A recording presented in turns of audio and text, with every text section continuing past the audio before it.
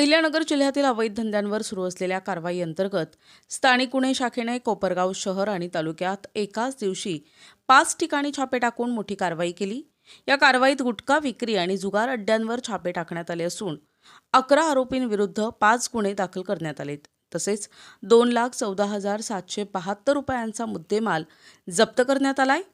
Police अधीक्षक मोमक्का सुदर्शन यांच्या आदेशानुसार पोलीस निरीक्षक संतोष मुटकुळे यांनी पोलीस अंमलदारांचे विशेष पथक तयार करून कोपरगाव परिसरातील अवैध व्यावसायिकांची माहिती घेत कारवाईचे नियोजन केले।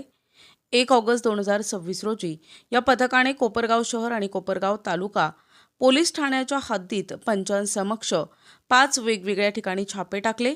या कारवाईत गुटखा विक्री तसेच महाराष्ट्र जुगार कायद्याअंतर्गत सुरू असलेल्या अवैध जुगार अड्ड्यांचा पर्दाफाश करण्यात आलाय। कारवाई दरम्यान कोपरगाव शहर पोलीस ठाण्यात 4 तर कोपरगाव तालुका पोलीस ठाण्यात 1 असे एकूण 5 गुन्हे नोंदविण्यात आलेत। गुटखा विक्री प्रकरणी अभिजित ठाकरे, नदीम शेख, अल्ताफ मणियार, आरिफ पठाण यांच्यासह इतरांवर गुन्हे दाखल करण्यात आलेत। तर जुगार अड्ड्यांवर कारवाई करत गणेश गर्जे, विनोद आहिरे, प्रसाद पेंढारे, सोमनाथ महाजन आणि रवींद्र तेलोरे यांच्यावर महाराष्ट्र जुगार कायद्यान्वये गुन्हे दाखल करण्यात आलेत।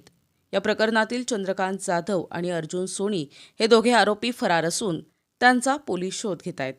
या संपूर्ण कारवाईत गुटखा, रोख रक्कम आणि अन्य साहित्य असा एकूण 2,14,772 रुपयांचा मुद्देमाल जप्त करण्यात आलाय।